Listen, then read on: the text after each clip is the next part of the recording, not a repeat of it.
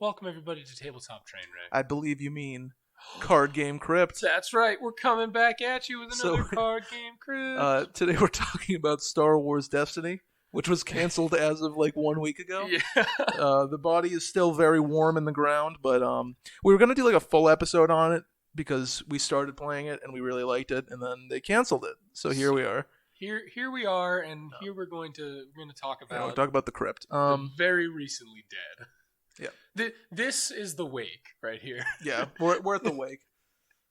So I guess I should make a disclaimer. It's not like it's almost completely dead because there is one set that I think has yet to be released, Do you think and that's going to be the last one they make. Oh, okay, I see.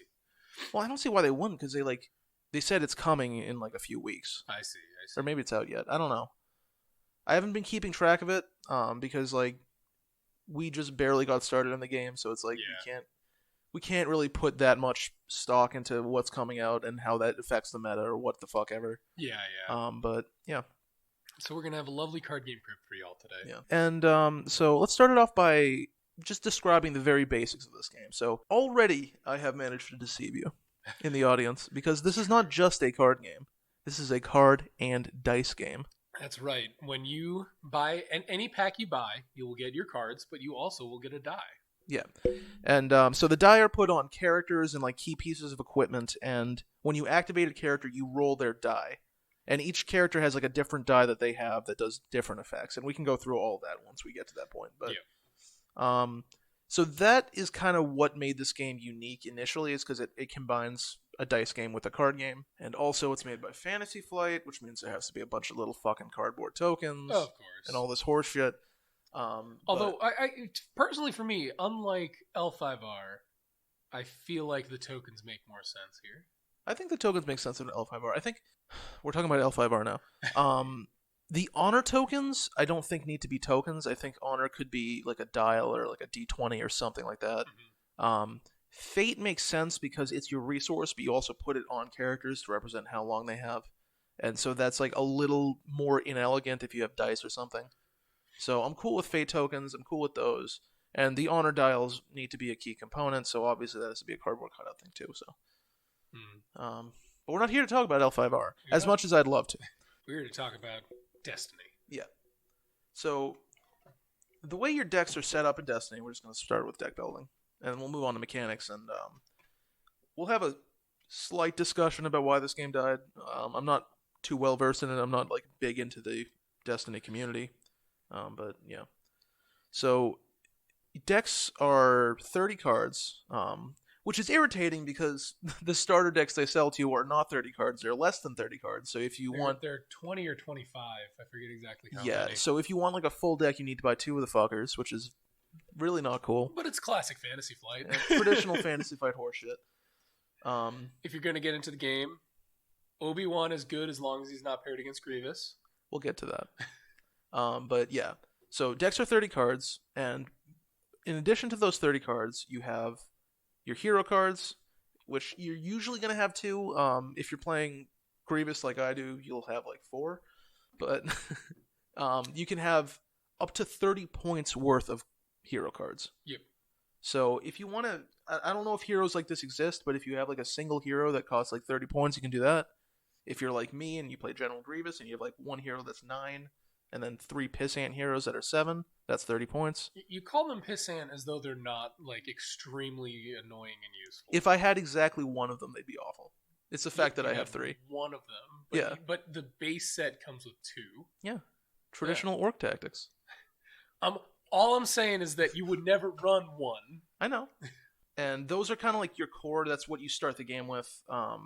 Those heroes are in play, and each hero has a die associated with that hero. You can run your hero for their regular points cost, which means they have 1 of their die, or you can pay their elite cost, which means they have 2 of their die. Some heroes don't have elite costs, like the aforementioned piss androids. They can only be paid for their normal cost.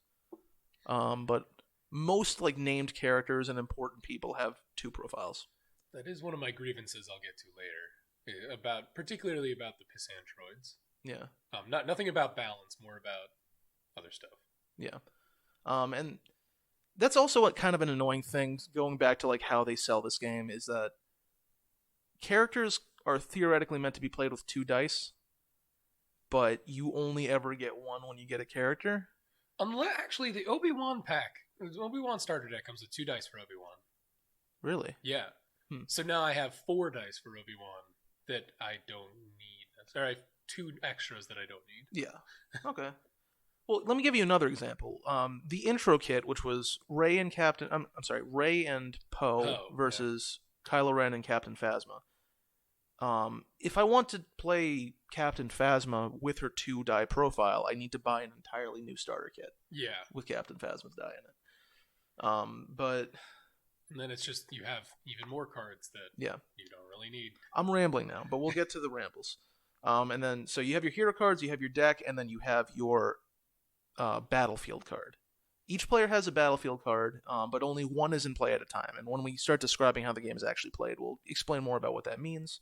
But essentially, that's where the battle is taking place, and it confers different advantages based on which one you pick. An important thing to note is the battlefield is not exclusively good for you. Your opponent can claim the battlefield over the course of the game and gain the effect, but a lot of battlefields in the game, like notably General Grievous' Lair, have an effect that either player can use, but they also have another effect that's more useful if you're the General Grievous player. And there's a lot of battlefields that kind of work like that, where it's like, anybody can do this, but if X, then Y. Yeah. And usually the if X you factor into your gameplay, if that's the deck you're making. Yeah. So in order to play this game, you need your deck, you need your hero cards, you need your battlefield card, you need your dice for your heroes and your supports, but we'll get to that in a sec. And then you also need your tokens. There are 3 different kinds of tokens. There's damage tokens to represent the health of your heroes. Each hero has like a health cost. When they've exceeded that cost, they die, they're off the board. There are shield tokens, which certain effects will create shields, which are basically like over shields, over health. You have to break a shield before you can start doing damage to the health. And then there are resource points, which is the main way you fund the cards and play things in this game. Mm-hmm. I'd actually kind of like to talk about that, because I'm really warming up to the idea of like nebulous resource like tokens instead of just like mana, like in something like Magic. I get what you mean. I feel like both though have their place. Like the nebulous resource tokens are good, but I think so is like the mana system, as long as you've set the game up to be accommodating to either one. I mean, sure, but my main problem with the mana system in Magic is just sometimes you'll get fucked over, which sucks. And it's like that will happen in any card game because there's always that random element, but in something like Magic, it feels especially lame. I know I must have harped on about this in the first Card Game Crypt, but it feels especially lame when you draw no lands or you draw exclusively lands. So either you're doing nothing because you can't play your shit, or you're doing nothing because you don't have any shit to play. Both of which are super frustrating. Whereas in if you have tokens or something, yes, it's more of a pain in the ass to carry those around, and yes, it's another thing that you need to play this game. And so I guess that does hamper accessibility somewhat, but at the same time, when you're actually playing the game, it's infinitely less frustrating because you can actually plan out what you're going to do, and you're not hoping that the gods of fate are kind to you. I would say that's more an issue probably, not necessarily on the mana system, but more on the Magic mechanics themselves. Because take something like another dead card game that we should talk about, Force of Will. I don't think it's dead. I think that's alive. Is it still alive? Yeah. We just haven't... What? For your reference audience, this is a game that we played briefly in high school because the mechanics looked cool, but it's also weeby and gross. And so we stopped. Listen, as someone who is 100% a weeb, I was uncomfortable playing that game. It was too far. But the way they had it, which I actually liked too, is that you had a mana deck in addition to your regular deck. So you're not drawing your land cards from where your other cards are coming from. You draw 1 mana each turn. So things kind of progress naturally. Very similar to how Hearthstone works. Yeah. And so I feel like with that, that is evidence of a good mana system. Yeah, it can be decent. I think, again, World of Warcraft, we talked about that in the past, that did a good job of it, but I don't recognize your criticisms, but I think mana still has a place. I'm not saying it doesn't have a place, I'm just saying I think it's more enjoyable for me when I have tokens, because I like to plan out what I'm doing. I don't like to have to... this is hard to put into words. Yeah. A lot of playing a card game is reactivity and reacting to what's happening and playing cards that make sense at the time. Having to worry about what your opponent's doing is enough. I don't want to have to worry about maybe my deck just doesn't want to cooperate with me today. Fair enough. But that's the end of that discussion. I remember where I was going to go with this. But kind of moving away from that, having a token system does kind of mean that you need some other way of making cards, like, I guess, faction specific.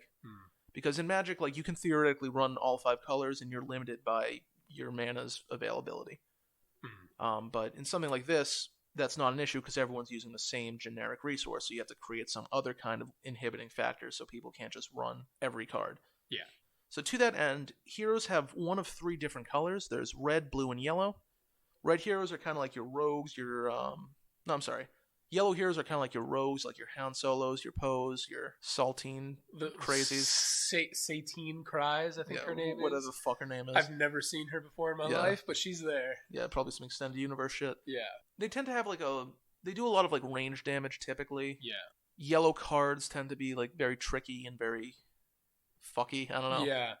They do a lot of weird, I guess manipulation is the best word. Yeah. Next is your red cards. Those are going to be people like Captain Phasma, General Grievous is red. Poe is another red one. Poe is red? I thought he was yellow. Yeah, Poe's red. Oh. If I remember correctly, Poe's red. It's not always villains and heroes. Yeah, no, that's the thing. Is there are blue villains and there are blue heroes. There are red villains and there are red heroes. These are just colors. That has nothing to do with anything. We'll talk about heroes and villains in a second. Yeah, Poe's red. Yeah.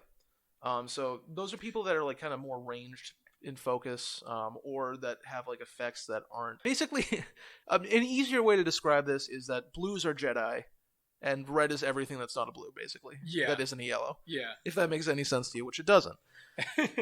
But now we'll move on to blues. Blues are Jedi. Every Jedi in the game is a blue, to my knowledge. General Grievous is not a Jedi, that's why he's red. Oh, Kylo is a blue. Yeah, or a Sith. Jedi or Sith. Yeah. You can only have cards in your deck that are gray, which means they're neutral, or they match up with one of the colors of your heroes.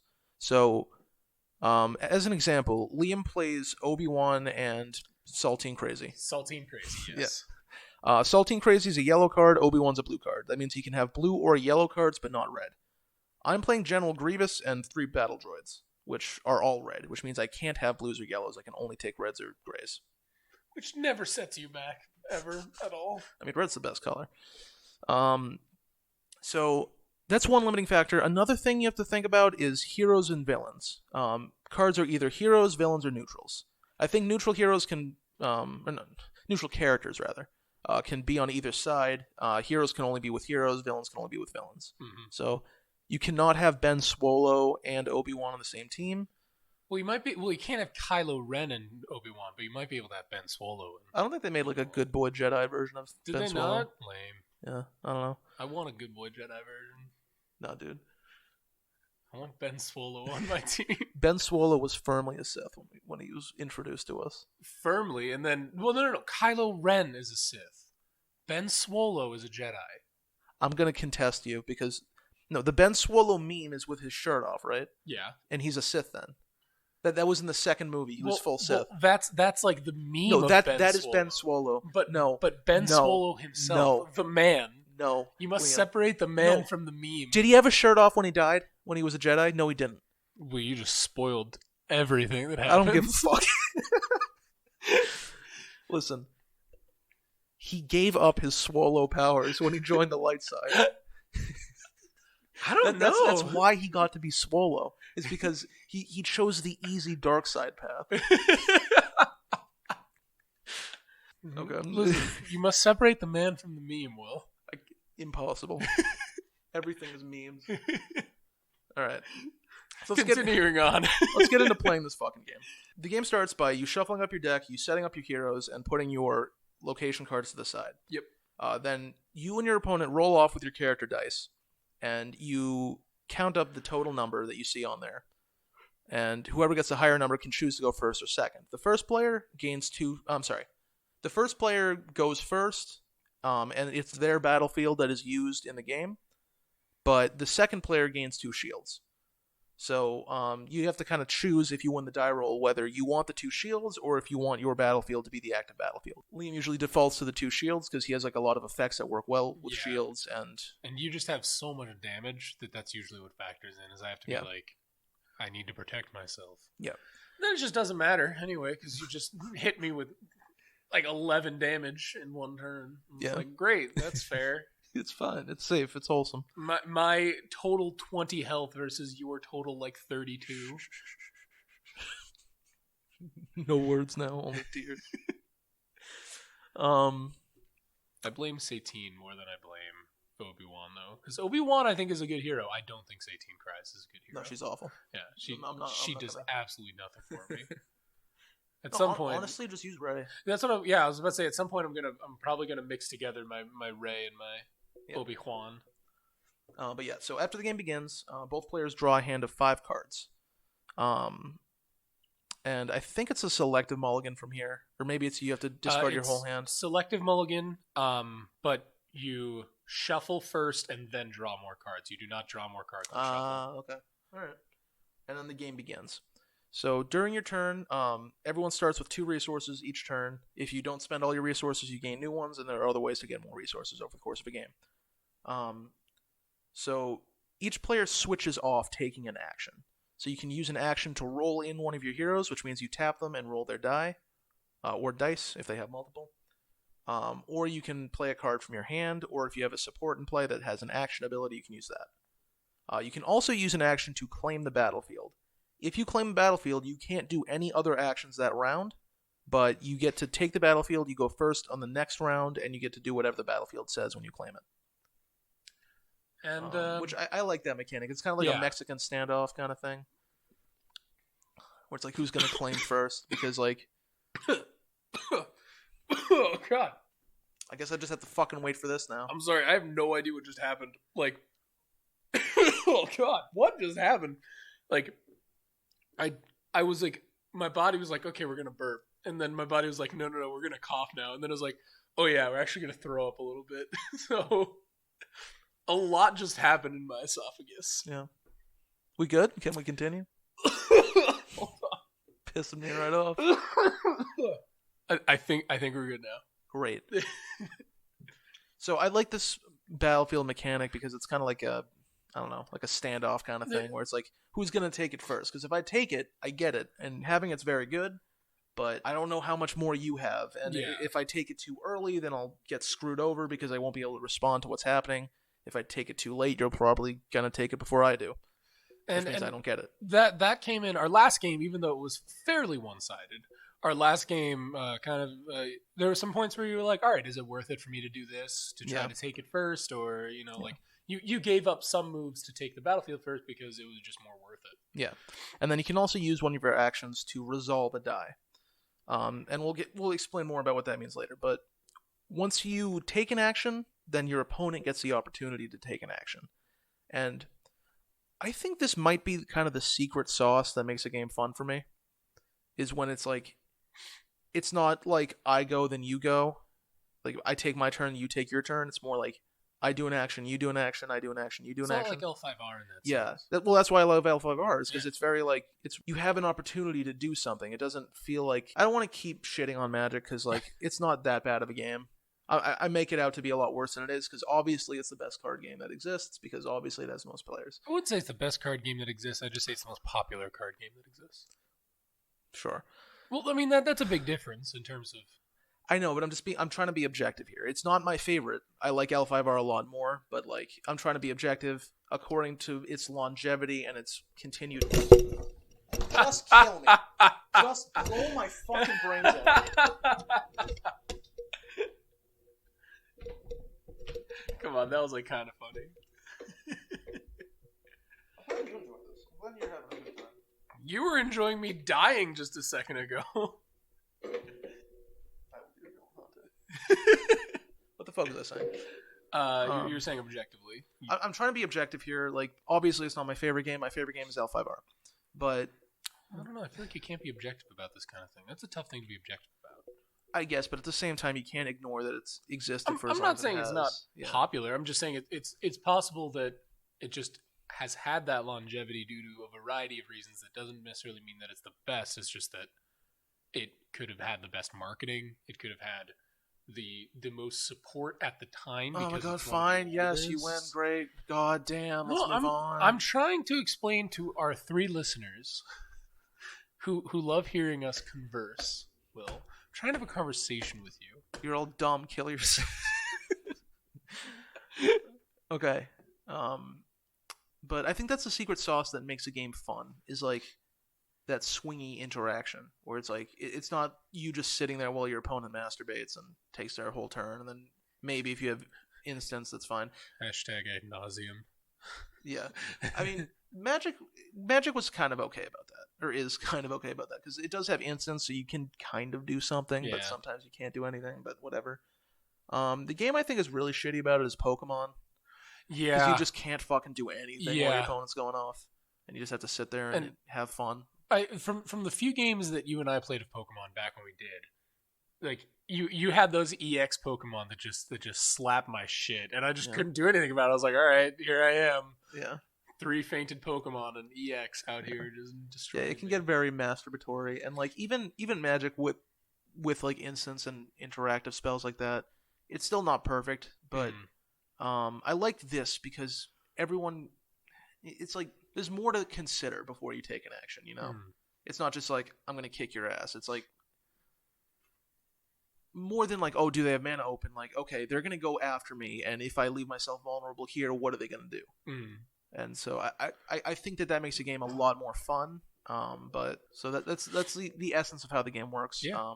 When you roll a character in, you roll their die, and then you can put that in your... Or, not can, but you do put that in your pool. And then you have to take another action to resolve the die.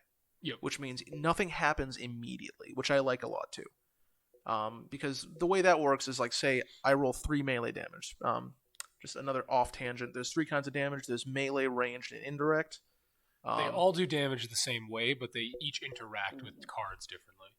Except, wait, sorry, no, indirect does not. Melee and ranged function the same way. They're basically the same thing. It's just that some cards are like remove range die or amplify range die, and some do the same for melee. Indirect is different. Normally, with melee and range damage, the attacker allocates where the damage goes. Although I think you're not allowed to split it up. I'm not sure.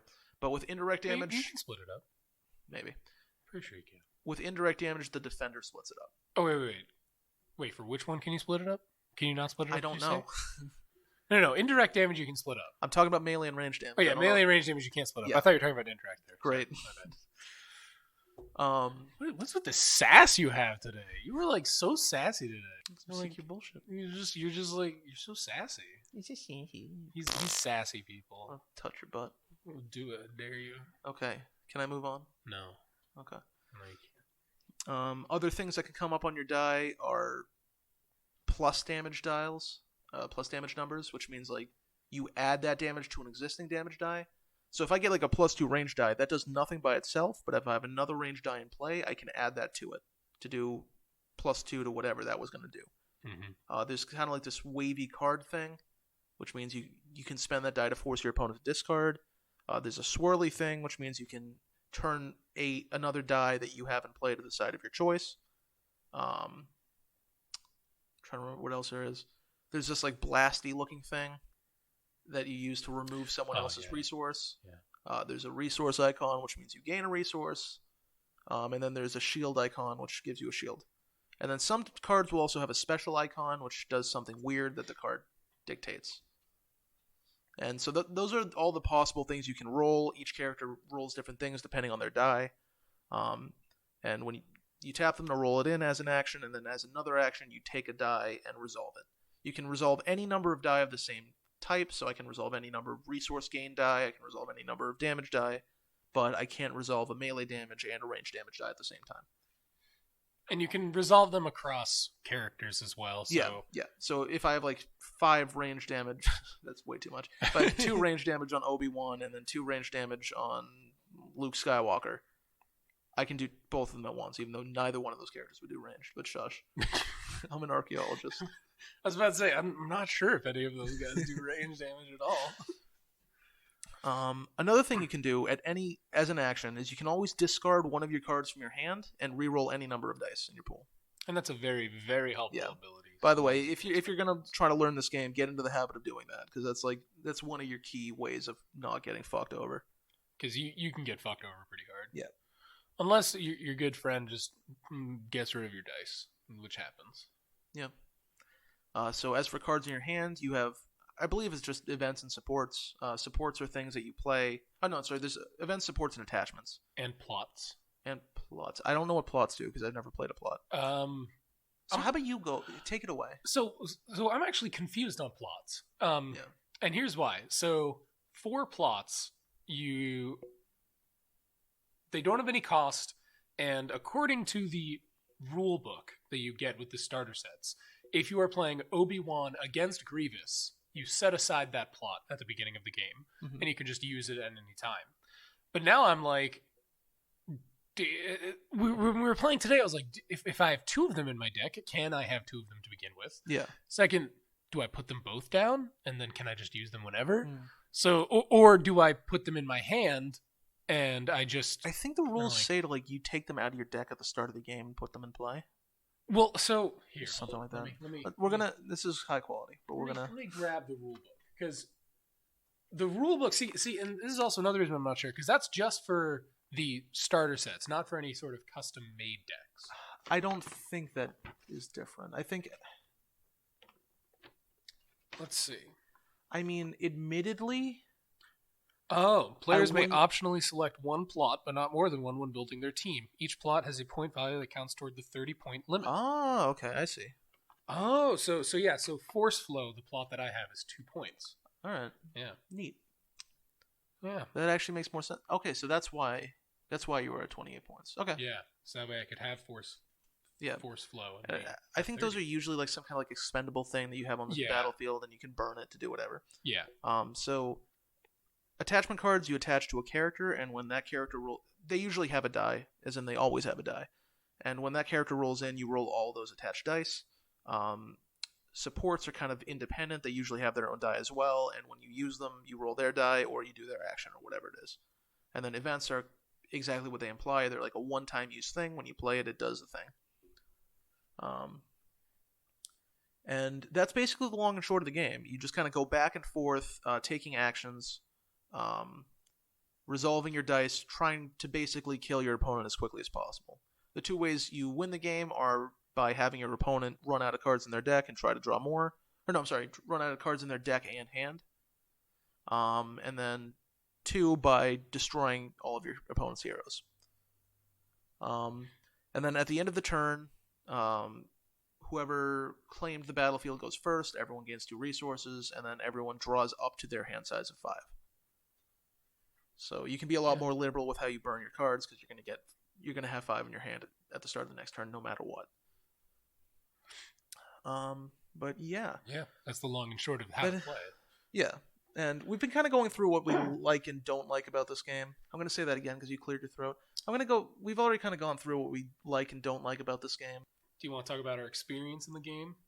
There's not much to tell. So basically what happened is we both bought an intro deck. I bought the General Grievous starter, you bought the Obi-Wan starter, and then we also got the intro kit, which is different from the intro decks. And I'll explain that whole mire. It is an odd way of doing things. Yeah. Although I guess Magic kind of has stuff like that. Yeah, but Magic also sells you complete decks. Yeah, it's true. Fucking Fantasy Flight. So we bought it, and we just decided to test it out, and I played General Grievous and completely stomped you, because General Grievous works well with itself, and the Obi-Wan deck is kind of fucked up.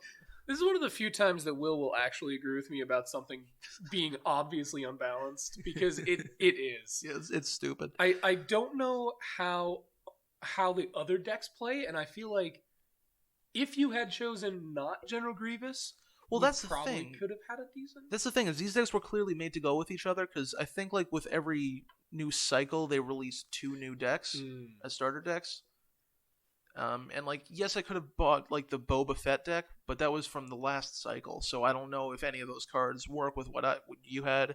And it was also like I was kind of thinking like, oh, maybe I want to play this like do like organized play with this at the store or something, because the store we go to, the guy there said like, oh yeah, we do Destiny events all the time. So I'm like, okay, maybe I should be with the current set so I can. Yeah. Because honestly, I would have taken the Boba Fett deck because I like Boba Fett more. But but it was a stomp, and it's always been a stomp. At least in terms of General Grievous versus Obi-Wan, it's always been a stomp. Yeah.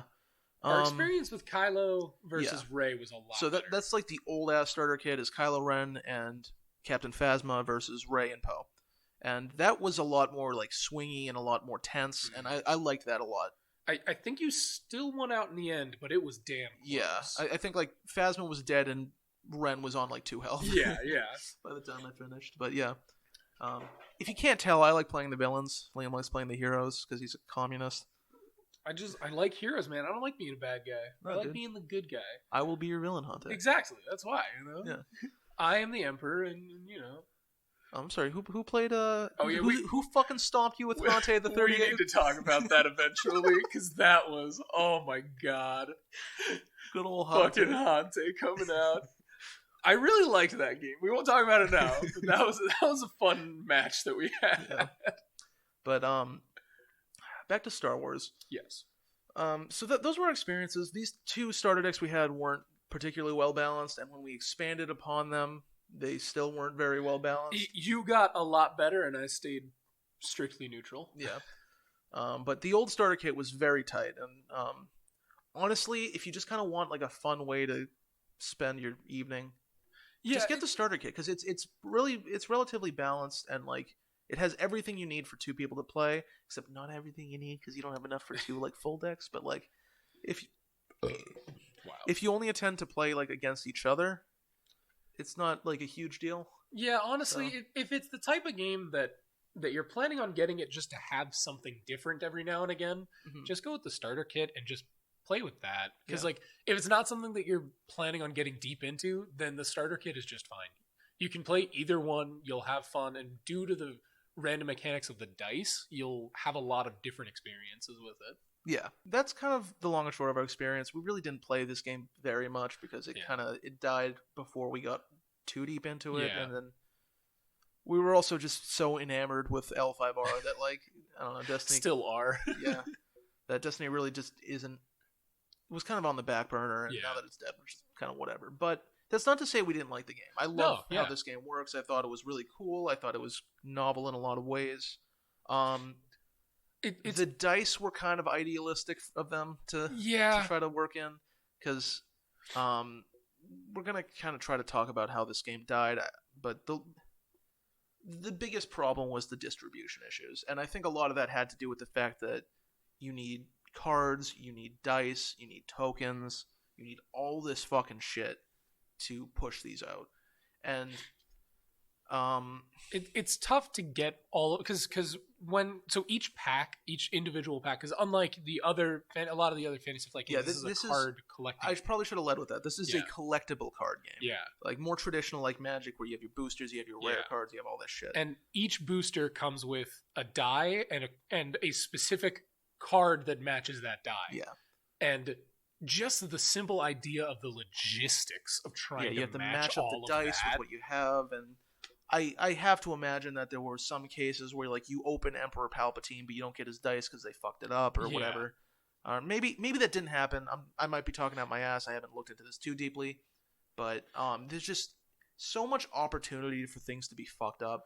Honestly, like this. What they should have done, I'm not sure like how realistic this would actually be, but like one of my ideas is just get the card and then like somehow submit that card and be like, hey, I have this card, can I have the dice for it? I don't know how realistic that would be, but like at least that would guarantee you're getting the right die to the right card. And that's another problem I found, is that like I don't know how it works in booster packs, because out of the 4 or so I opened, I didn't get a single character. Yeah. Which was weird, but whatever. But like, what happens if you get a character? Do you only get 1 die? Do you get both dice? Yeah. Like, if you get both dice, great. If you only get 1 die, like, fuck. I need to go online. Yeah, and now I can't play the elite profile, and like I can't. No one's gonna sell a die alone from the card, you know. Yeah. Like, you're going to sell them both together because no one's going to buy the card without the die because you need the die to make it work. And, like, I guess theoretically you can have, like, a D6 and say, like, okay, the profile on the card that's 1 through 6. But, like, you don't want to do that. Yeah. You don't want to, like, roll up to a game with, like, mismatched dice and all this bullshit. Yeah. So it's definitely one of those things that, and logistically it's also, speaking, if they do have 2 die for each character, that's cool, but that also means, like, if you're a piece of shit speculator, you can just feel. Yeah, you can feel like, oh, this has more dice in it. That means it probably has a character, which is probably going to be more valuable. Yeah. So because they're packaged like a normal CCG is, like with like kind of, I think it's aluminum like wrapping. Yeah. So like you can like squish it and feel it, and you're like, oh, there's a dice in there. So if you needed 2 for that, it'd be like, oh, 2 dice. Exactly. And that's another thing, kind of a tangent, but I fucking hate those booster packs. They're annoying. The amount of material, like waste material they create proportionate to the things you get is ludicrous. Because like so they have the outer wrapping, and then they have like the little like cardboard box thing in it as well to hold the cards. No, that's to separate the dice from the cards so the dice don't damage the fucking cards, because you need to have both in a single booster pack. I don't know. It's a shame the game died. The game was a lot of fun, but it's very easy to see how, like, a lot of weird distribution errors and just the very nature of having to package the game the way it's packaged just snowballs and makes it not financially worth it in the long run. So I guess we described how that died. So I guess let's just get into the objective rating. Part. So the first rating is card stock, accessories, and overall quality. Okay. I'm going to give this a 3. Okay. Because Three is the mediocre for those who don't know on our scale. The quality is decent. Like, they're good dice. I like how heavy they are. The cards are solid. They feel good. They don't feel like too flimsy. Yeah. And we played unsleeved a few times, and we haven't noticed any like real wear on the cards yet. Yeah. So that all bodes well. The reason I'm gonna knock it down to a 3, normally this would be a 4, is there's just so many different pieces you need to make things work. So much opportunity for things to get lost, to get broken, to get damaged. And it's just it's difficult sometimes to keep track of it all, because like a lot of the dice look very similar. Yeah. And so like if you accidentally, like for some reason, let's say you had to travel, you could accidentally pick up one die thinking it's something else and then just completely forget about it. Yeah. At least that's a complaint I have, because I don't have a lot of. You know what? Actually, honestly, I'm going to bump it up to a 4 because the quality is good. I think my complaints are more valid for the next criteria. Okay. Which, if I remember properly, is like overall packaging and design and stuff. No. Art and flavor. Art and flavor. Art and flavor. There is no packaging one. We have cardstock, accessories, overall quality. That's the one. It's in the same. Oh, it is? Yeah. I'm just dumb and I forget my own fucking system. Yeah. All right, back down to a 3. Fuck you. Wait, if they are one thing, I'm going to bump it down to a 2 now. Okay. Simply because they don't include a full deck. That's true. With a pack. That's true. None of their starter products are complete, and that's fucked up. Like, again, with Magic, which I'm going to compare every fucking game to, if you buy a starter deck, you have all the cards you need. You can walk into a tournament, slap that shit down, and be like ready to go. It's not going to win. You're not going to win, but that's fine. But with this, it's like you need 2 starter decks if you want all the pieces you need, and now you have all these extra bits and pieces you're not going to use because you have to buy 2 fucking starter kits worth. And there's just so much garbage. Yeah. Just the sheer volume of garbage this game creates is so irritating. So that's definitely the low point of this game, is just the materials. I agreed with your. I'm going to actually give it a 3 on cardstock, accessories, and overall quality. Because while I agree with you that there's a lot of waste, and while I agree with you kind of just get a lot of stuff eventually that you don't need, and that buying 2 decks is extremely annoying, overall I think that the quality of the cards and the things that you get make up for it in terms of these 3 things that we have. Okay. So I'm going to give it a 3. If I may make one further argument that pisses me off about this game, is the boxes don't close well. If that makes any sense. That is one thing that I also agree is very annoying. Yeah, like, take L5R, for example, another game made by Fantasy Flight. Like, I'm not going to say that box is particularly good because it pisses me off for other reasons, but at least you can put things in it. And you can close it. You can close it, and it feels good. But with these, it's like they're meant to be opened and then never closed again. Yeah. So they're kind of hard to store if you don't have existing storage, and it looks gross on the shelf because it's all opened and fucked. Yeah. I hate it. I hate them. But we'll just split the difference then, call it a 2.5. All right. All right, moving on to art and design and so archaeology. I guess here's my thing about Destiny. I'm gonna start this one off. Mm-hmm. I like Star Wars as like from a design perspective. I like Star Wars. Yeah. But a lot of the cards, like, it's so hit or miss for me with the art. Where it's like some of them I'm like, oh, that's a really nice art, and then some of them I'm like, what the hell did they make? And it's like I don't know. For me, it's like a lot of the art is just really hit or miss. I think the design of the cards is really nice. Like, I think like the way everything's laid out, I like that. It's very clean. It's very Star Wars, and same with the flavor. But the art for me is really like, it's so hit or miss. That's why I'm going to put this at a 3 for me. I'm going to be a little more generous and call it a 4 just because, like, I think maybe this just comes down to us playing different cards, ultimately, and maybe the ones I had look a little nicer than the ones you had to me, or whatever.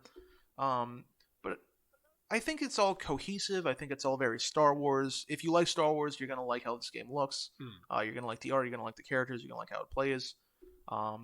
They tend to be pretty true to the movies. Like, Kylo Ren, for instance, looks like Ben Swallow in the movie. Yep. Rey looks like Rey. I don't know any of the actors' names. I think her Daisy something. Yeah, I don't Ridley care. Scott. Ridley's Believe It or Not.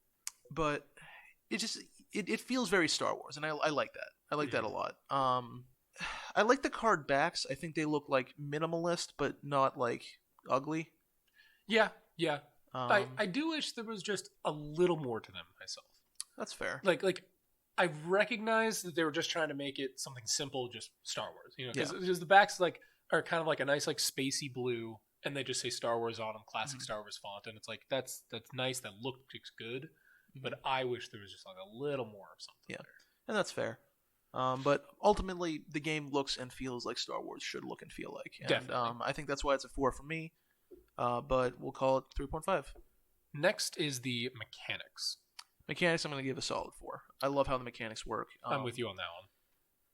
Not only are they like in depth and interesting, but it feels like a Star Wars game. It feels like, because I believe when Fantasy Flight designed the game, their like designing philosophy is it's meant to represent a duel, and it feels like a duel. It's very like back and forth. It's very swingy. I like how the cards work with each other. I like the synergies you can have, and even things that you think don't work well together tend to work out. Definitely. And I think it's just overall a very smartly, intelligently designed game. Definitely. And it's a solid 4. And the last one is post-mortem accessibility. I would give that a 5 because it's just so recently dead. We're going to give it a tentative 5 because we don't know. This is kind of hard because, again, it did die like a month ago, and you can still get product out for its original cost, and they're still making a little bit more, but I don't know how quickly the community is going to evaporate after that is gone. For now, because they are still running tournaments, they're even going to have a world tournament very soon, I think, maybe in a few months. It is still a 5 because it's still quote-unquote active, but who knows where that's going to be like 5 years from now. So we're going to put it as a 5 for now, and we're going to keep an eye on it. We'll come back eventually. Yeah. And I believe the last one we actually had was X Factor. Oh, yeah, we did not add that to the list, but there is that X Factor. Yeah. I'm going to give X Factor a 4. Just because as clunky and irritating as the dice can be, like, packaging-wise, I like how they work with the cards. I like how like everything kind of meshes together and flows. It's a very interesting experience that I've never gotten anywhere else. X Factor, I'm going to give a 3. Okay. I agree it's a good game, and I agree there's a lot of things that are good about it, and it's nice, but there's something about it that I kind of hold out on. You know what I mean? Like it's fun to play. I enjoy playing it, and for many of the cards, I enjoy the way. Like for a lot of things, I just enjoy it. But I think ultimately, there's nothing that very much excites me about it. But there's nothing I really hate about it either. Exactly. I guess that's fair. It is kind of just there. You've kind of convinced me. Now that I'm thinking about it, because like I'm thinking about other games like Android Netrunner and L5R, where it's like you really want to get into it, and it's very cool to like dig in and see what's there. But like with Star Wars, it's Star Wars. It already exists. Yeah, I know what there is to know about Star Wars. I mean, maybe I don't know some of the extended universe shit, but I don't care to. Yeah. But yeah, that's fair. I will say it's a unique game, like I just said. It's definitely unique. Yeah. Yeah. All right. Fair enough. We'll call it a 3. So all right. So we had a 3 for that, 5 for accessibility. We're at 8. Art, we called it 3.5. Oh, you have? Yeah. We have given it an 18 out of 25. Okay. Which is a 72% or a C-. All right, C-, and I think that's very fair. Admittedly, that is bumped up a lot by the postmortem accessibility factor. Yep. And that's very temporary. We don't know how that's going to look in a bit, but for now, it's a 72.5. 72. And you know, again, what that means to us is like a 50 is a mediocre game. So this is something that's like better than average. It's a good time. But it's nothing legendary. Yes. I think that's a good way to put it. It's not Netrunner. Definitely. All right. So that was our second episode of Card Game Crypt. I hope you guys enjoyed it. This one is a little looser than our last one. Because we didn't really write a script out, but that's fine. I mean, the next one that we do for Card Game Crypt is going to be real fun. We keep teasing it, but we never have the courage to play that game. Eventually we'll get to when we can get around to it. Honestly, the next Card Game Crypt may very well be the old L5R. Yeah, probably. But who knows? When we try to figure out how to fucking play that I think game. I have You understand it now? Because I spend my time at work reading that rule book. So, so are the Brotherhood as bad as I thought? No, because okay, we're talking about L5R, the old L5R now. So what we didn't know when we first tried it out is that a character with the monk keyword is also considered to be a part of the Brotherhood of Shinsei, but they don't say that anywhere, except like in a little like blurb in the rulebook if you know to look for it. Great. So when Liam played the Brotherhood deck, he sucked shit because like none of his cards worked, but in reality, all of them should have been working. Love it. Yeah. But that's just a teaser of the fun time. Just a teaser. So this has been Bill. I'm Liam. You can find us on Podbean, Spotify, Google, iTunes, YouTube. Have I missed anything? Spotify? I said Spotify. Spotify, Google, YouTube, Apple. Did you think you missed Apple? Or did you say iTunes? I said iTunes, oh, okay. YouTube, yeah, find us there. Email us, tabletoptrainwreck@gmail.com. I believe Facebook, Instagram, and such. Yeah, we have Facebook and Instagram. And Twitter. Yeah. Let's just make a LinkedIn for the shit of it. or what's the other one? Like a WordPress? Yeah, WordPress. Dig. We're gonna make a Napster account into MySpace. All right. Well, that's enough of this ramble. Good night. Good night. Good luck. May the force be with you. May the force be with you. Always.